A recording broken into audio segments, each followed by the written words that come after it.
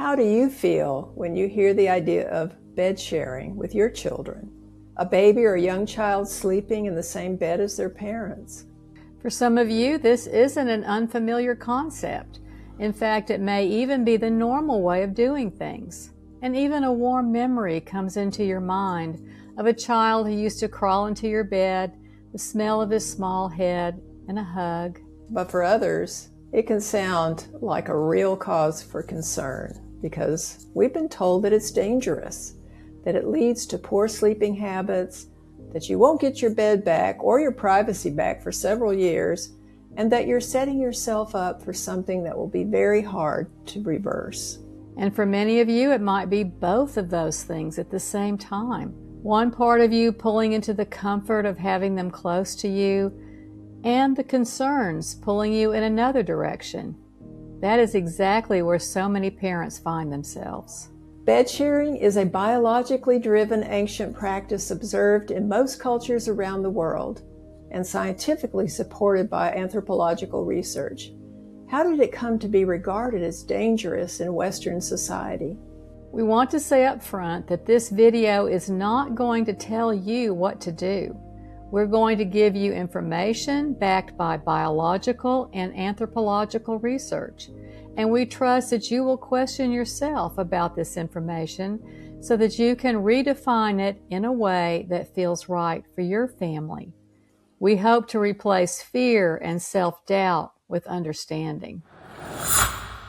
Firstly, we wish to clarify what we mean by co-sleeping, as this is where some confusion about the concept arises and the distinctions are important. Co-sleeping is considered an umbrella term that refers to any sleeping arrangement where the baby is in close proximity to the parent. Room sharing means the baby sleeps in the same room as the parents, but on a separate sleep surface, like a crib, a bassinet, a side sleeper that attaches to the adult bed. The American Academy of Pediatrics recommends this for at least the first 6 months of life, ideally the first year. This is mainstream medical advice. There's also the family bed, where older children sleep alongside parents by choice, often transitioning in and out over time. This is a different situation from newborn bed sharing and carries different considerations. Today, we're going to focus primarily on babies, newborns to 1 year, and early childhood sleep, because that is where it all starts. There's something important to clarify. It's not that babies sleep badly, they simply sleep exactly as their bodies and their brains tell them to. And their way of sleeping is often not compatible with what our culture tells us babies should do. That comparison is what makes us doubt. Research shows that adult sleep goes through 2 main stages: deep sleep and what is called rapid eye movement, or REM sleep, the stage in which dreams occur. Adults have relatively long periods of deep sleep and shorter periods of REM sleep. In babies, it's the opposite. They have frequent and prolonged periods of REM sleep, but much shorter periods of deep sleep, and they cycle through these stages approximately every 90 minutes. Researchers studying sleep have discovered that the amount of REM sleep the brain needs is directly linked to its development. The more development the brain requires, the more REM sleep is needed due to its complexity. Newborns who are undergoing the most extraordinary brain development of any stage of human life needs enormous amounts of REM sleep. This is why they wake up every 90 minutes, and it's exactly what they need to do to ensure their development continues properly. James McKenna, an anthropologist and researcher, formerly at the University of Notre Dame, has devoted his career to the study of mother-infant sleep. He explains that waking up during the night is a biological feature that serves important functions. It allows the baby to feed frequently. It maintains communication with their caregivers. And the lighter sleep may, in fact, reduce the risk of sudden infant death syndrome, known as SIDS, by making the baby wake up more easily. Most adults don't know or understand the biology of children's sleep. This is why they treat it as a behavioral problem, like a bad habit that needs to be corrected, like something that can be taken from the child through training. But you cannot train the brain to ignore its developmental needs. One fact that often surprises people is that about 90% of the world's population practices some form of co-sleeping. It's not usually a conscious choice, but rather an instinctive necessity that develops as the bond between parents and babies grows stronger. In Japan, sleeping as a family is so common that there's a word for sleeping separately, which is considered an unusual way of sleeping, and they have the lowest rate of SIDS. In most of sub-Saharan Africa, Southeast Asia, and Latin America, it is common for babies to sleep with their mothers. These habits are the usual thing, the normal. The idea of a baby sleeping alone in a separate room, in a crib, without any physical contact, is, in the context of human history, a very recent and unusual experimental practice. It emerged alongside the Industrial Revolution, the architecture of separate rooms, and the cultural goal of raising self-reliant individuals from the earliest possible age. It's practiced mainly in industrialized Western cities. And before cribs and nurseries existed, where did babies sleep? With their mothers. The warmth of a body, the sound of the heartbeat, the smell of milk, the presence of a regulated nervous system nearby. These are the conditions in which the human baby's brain has developed best over hundreds of thousands of years. And we're not saying that modern life should replicate ancestral conditions exactly. We know that's not possible, but we do affirm what anthropological and biological evidence supports, that these conditions are conducive to a baby's healthy development and a strong relationship with their parents. McKenna has been studying this over decades in different cultures. He discovered that when mothers and babies sleep close to one another, a kind of a biological synchronization occurs. Their breathing patterns begin to coordinate. The mother's presence regulates the baby's temperature and excitability levels. The baby feeds more frequently, and the mother's milk production adapts accordingly. He refers to this as the mother-baby dyad, the premise that mothers and babies form a single biological unit designed to function in close proximity. And separating that unit overnight can have consequences for both. So, if bed sharing is so uncommon and biologically supported, where did the fear come from? Why are Western parents so convinced it's dangerous? The fear stems from two factors. The first is the very same source of many of our fears as parents, the 20th century trend towards premature independence, the belief that children should sleep alone, eat at a fixed time, and learn to be self-sufficient as soon as possible. The idea that closeness leads to weakness and separation to strength. We talked about this earlier in another video. The second is more recent and more specific. In the 1990s, a major public health campaign was launched to address SIDS, sudden infant death syndrome, which was a genuine and terrifying cause of infant mortality. The campaign identified that placing babies on their backs to sleep as a significant risk reduction factor, and with this small change, rates dropped meaningfully in the following years. However, that same campaign issued a general warning against sharing a bed with infants. All bed sharing in all circumstances was categorized as dangerous. The warning was subsequently widely broadcast and repeated until it became common knowledge. The problem is that this warning was not backed up by any evidence. The risk factors associated with bed sharing and sudden infant death are specific and identifiable, such as soft sleeping surfaces, alcohol or drug use by the adult sharing the bed, smoking in the home, or extreme parental exhaustion. These are the conditions that pose a real danger. McKenna and other researchers have been pointing out for years that public health messages have been too vague and blunt. By categorically condemning bed sharing, they have pushed parents to seek alternatives that are often less safe, like sleeping with a baby on a couch or a recliner. A more nuanced message would save more lives than a flat-out warning like this. The debate over infant sleep often comes down to a discussion between two visions. Those who believe sleep training is essential and those who think it's harmful. And this polarized approach creates confusion among sleep professionals. Let's talk about two. A sleep educator, as we use the term, is someone who helps parents understand how infant sleep actually works, who explains the biology of REM cycles and developmental wakings, who normalizes what is normal so parents understand that a wakeful baby doesn't mean that there is something wrong. A sleep educator works with the family to find natural and sustainable sleep arrangements. And the other one is the sleep trainer, a person who operates from the premise that babies should sleep at a fixed time, in a fixed place, and under fixed conditions. And if they're not doing this, it's a behavioral problem to be corrected. Known methods involve some forms of allowing the baby to cry, either completely or with progressively delayed responses.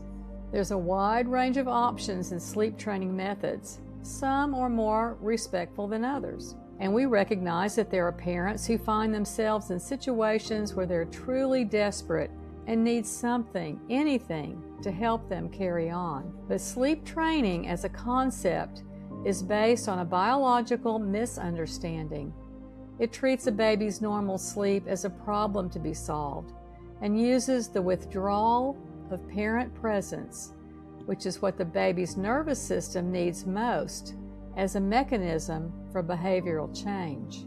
McKenna has also described what happens to babies who are left to cry until they fall asleep. They don't learn to soothe themselves, but rather learn that their signals have no effect.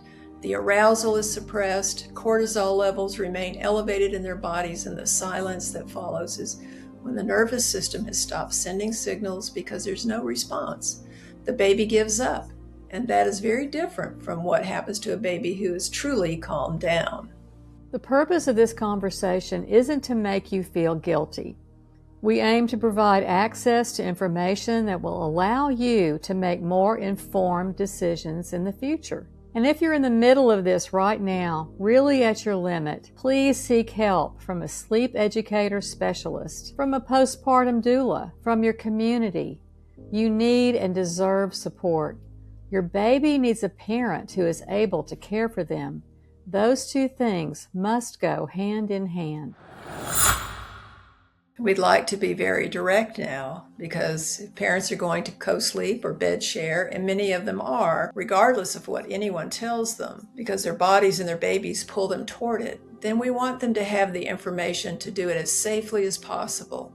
This is not an endorsement of any particular arrangement. This is practical, evidence-based information that every parent should have access to. Research on the factors that increase the risk of sudden infant death are very specific, and most of them have nothing to do with closeness itself, but rather with the conditions under which it occurs. The highest risk situation involves the sleeping surface. It's not the family bed, but rather a sofa or a recliner or any soft adult-sized surface not designed for infant sleep, and where there's a risk that the baby could slip into cracks or get trapped. Parents who co-sleep on these surfaces, often because they fall asleep out of pure exhaustion, face genuinely elevated risk. If you're going to bed share, what the research points to as protective includes a firm mattress, no heavy pillows or thick blankets near the baby.